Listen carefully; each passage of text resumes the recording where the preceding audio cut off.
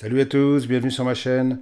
Alors, la question du jour, c'est quand Kabar se met à faire des couteaux chinois, qu'est-ce que ça donne? Une vidéo chiante. Merci, c'est gentil. T'as vu? On est revenu. Ouais, super génial. Je crois qu'il nous en veut encore. Ah bon? Bref, voici la présentation d'une nouveauté de cette année que je viens de recevoir, le Kabar BK40. Tout de suite, ses spécifications. Il fait une longueur fermée de 12 cm 5, longueur ouverte 21 cm 5, longueur de lame 9 cm, longueur de tranchant 9 cm, longueur de manche 12 cm 5, épaisseur de lame 3 mm 5, hauteur de lame 28 mm, épaisseur de manche 17 mm, la lame est en acier AUS 8 à 55-58 HRC. Le manche est en GFN, c'est du nylon renforcé de fibre de verre. L'ouverture se fait par thumb stud et le verrouillage par liner lock. Et le clip est réversible à 4 positions. Pour une fois, bravo. Et son poids est de 150 grammes. Alors, avec une lame de 9 cm de long, 3 mm 5 d'épaisseur et un poids de 154 grammes, ce couteau ne fait pas dans le light. C'est un gros pliant qui vient jouer directement dans la cour du très réputé Ontario Rat 1. Et je le soupçonne même de vouloir le détrôner de sa catégorie des gros EDC. On va voir s'il a les qualités requises. Ça, c'est une super chaîne. Eh merde. T'es vraiment trop con. Oh, elle est trop bien cette chaîne, le goût de Laisse l'âme. tomber, c'est un gros beauf. Allez, poussez-vous les brouteuses. C'est quoi cette chaîne sexiste là? Oh. Le goût de l'âme, ça te fait de l'effet, hein. Ça, c'est un super prout.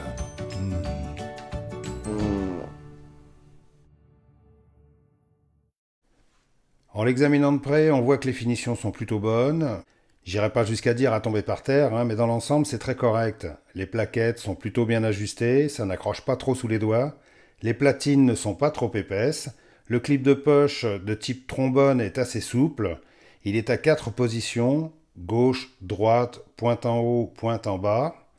Il y a un passant pour dragon ou autre colifichet à l'arrière du manche, assez mal placé je trouve. Et la matière des plaquettes de manche, c'est du plastoc comme en raffole Kabar, et qui ne donne pas une impression très luxueuse. Ça a même tendance à sonner un peu creux quand on tape dessus. Et encore une fois, je trouve ces plaquettes assez glissantes. Mais bon, avec Kabar on a l'habitude, apparemment chez eux on ne connaît pas les problèmes de main. Dans ta gueule. Non, sèche ou moite. Oh. La lame est assez belle. Avec son émouture plate partielle, sa forme drop point et son faux contre-tranchant, on retrouve bien l'esprit Kabar, et je trouve que c'est ce qui donne toute son allure à ce couteau. Si on le compare au Rat 1 par exemple, très honnêtement, je trouve que le BK40 a une bien plus belle lame. Elle est bien grosse et bien épaisse. C'est ce que me dit souvent ma femme d'ailleurs. Elle parle de ma connerie. Dommage. La seule chose qui me dérange, c'est la taille de l'encoche. Oui, je sais, j'entends déjà les spécialistes en coutellerie me dire c'est pas une encoche, c'est un casse-goutte. Bon, je ne vais pas entrer en polémique sur ce sujet, de toute façon, je ne peux pas lutter contre Wikipédia, lol. Donc je ne comprends pas trop l'intérêt d'avoir foutu une encoche aussi grande. Ça fait débuter le tranchant à 1,5 cm de la main, et on perd 1 cm de longueur. Et on peut à peine y mettre le doigt pour l'utiliser comme un finger shell. Si on a des saucisses comme les miennes, bien sûr. Donc j'aimerais bien que M. Ethan Baker m'explique le but de cette encoche. Pardon, casse-goutte. Et si c'est pour des raisons esthétiques ou pratiques. C'est vrai qu'apparemment il n'a pas de très gros doigts, ça se voit bien quand il manipule ses couteaux, mais quand même, je trouve qu'en rapprochant le tranchant plus près du manche, on gagnerait nettement en confort. Et c'est ce que je reprochais au Rat 1, qui est assez confortable à utiliser, mais qui a le tranchant à 2 cm de la main, j'ai mesuré. Bon, mais lui au moins, on peut facilement poser le doigt près du tranchant pour des petites coupes précises. Sur le dos de lame, il y a du jimping plutôt bien foutu qui accroche bien le doigt, et à côté, il y a écrit fièrement China. Vous voyez le rapport? Jimping, China, oui? Non? Bon, tant pis. Sur les côtés, on peut voir le logo discret, non je déconne, de Baker et Kabar, et le nom du couteau. Alors le gros plus de ce couteau, c'est sa prise en main.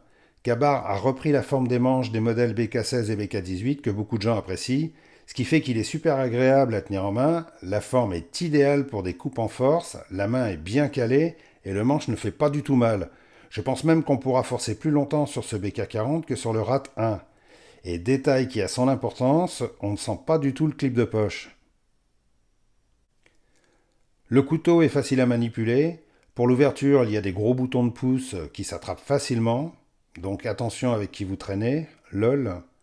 C'est pas d'une grande fluidité, mais comme ce couteau est totalement neuf, ces rondelles en laiton ou en bronze, c'est pas précisé, n'ont pas encore eu le temps de se faire, donc ça va très vite s'améliorer. Hein. Le liner lock est facile à choper avec le pouce, il n'est pas très épais, donc pas trop dur à déverrouiller. Il est exactement de la même épaisseur que celui du RAT 1, j'ai vérifié. Dans l'ensemble, ce couteau est assez facile à ouvrir et à fermer, et sera accessible à tout le monde. À la base, ce couteau arrive avec le clip placé en mode tip down, pointe en bas. Mais moi, je l'ai mis en mode tip up parce que c'est la position que je préfère. C'est plus simple pour le sortir de la poche et de l'ouvrir. En plus, le clip trombone, non, ça fait pas de musique, est très souple, donc le couteau est très facile à sortir. Par contre, il sera peut-être aussi facile à perdre si on se roule par terre en gigotant dans tous les sens. Hein. Ce qui ne m'arrive pas très souvent, sauf quand je fais une crise d'hystérie. Ceci dit, le port est assez discret comparé au RAT 1. Alors bien sûr, il fallait que je compare ce BK40 au RAT 1 sur les tests de coupe. Hein. Donc, en commençant sur le papier Ikea, les deux sont largement à égalité et très difficiles à départager. Sur la ficelle, c'est quasiment pareil, il n'y a aucune différence. Sur la découpe de carton, par contre, je donnerais un léger avantage au RAT 1 parce qu'il n'a pas cette putain d'encoche en début de lame qui a tendance à s'accrocher dans la matière. La découpe de saucisse est une formalité pour ces deux couteaux, la différence d'épaisseur et de forme de lame ne change pas grand-chose. Sur l'épluchage de pommes, par contre, même s'ils sont au coude à coude, je donnerai un léger avantage au BK40 pour la prise en main et pour son tranchant plus proche de la main. Et alors, sur la coupe de bois, l'avantage va largement au BK40 qui a un manche nettement plus confortable. Vous le sentez tout de suite quand vous poussez dessus, hein. Même si cette putain d'encoche me casse bien les...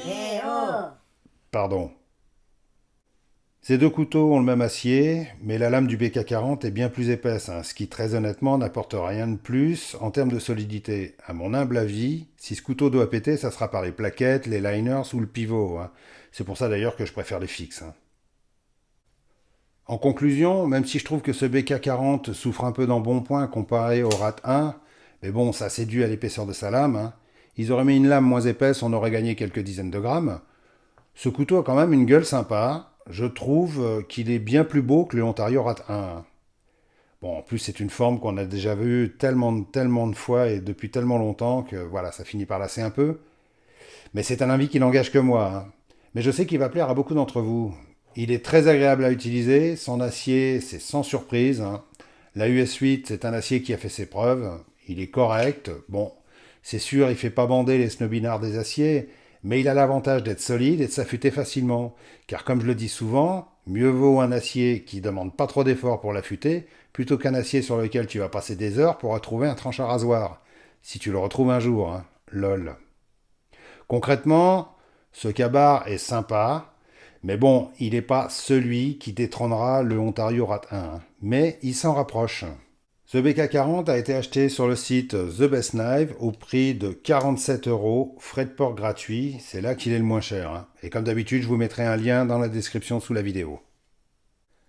Voilà, j'en ai fini avec cette présentation. Si vous avez des questions, n'hésitez pas. Lulu est là, on l'a retrouvée. Enfin, on l'a retrouvée en train de courir toute nue après les pigeons dans la rue. Hein. Alors, je sais pas ce qu'elle avait fumé, mais bon... Dis bonjour, Lulu. Ouais, les sorties de boîte, hein, ça casse la voix. Hein. Viens prendre ton sirop, Lulu. Dites-moi dans les commentaires ce que vous pensez de ce couteau, si vous aimez sa tête ou ses caractéristiques, votre avis m'intéresse. Pour les retardataires qui ne sont pas encore abonnés, c'est là que ça se passe, et n'oubliez pas d'activer la cloche pour être averti de mes prochaines vidéos. Si vous avez aimé cette présentation, mettez-moi le pouce qui fait du bien, et au passage, si vous voulez me faire encore plus de bien et soutenir financièrement ma chaîne pour me permettre de vous montrer plein de beaux couteaux, je rappelle que j'ai maintenant un compte Tipeee. Oui, sur lequel vous êtes les bienvenus pour y déposer quelques sous. Voilà, j'ai des J'ai des choses très sympas qui arrivent bientôt, donc restez à l'écoute. Et puis merci pour votre fidélité, profitez bien de vos vacances, restez affûtés et à bientôt.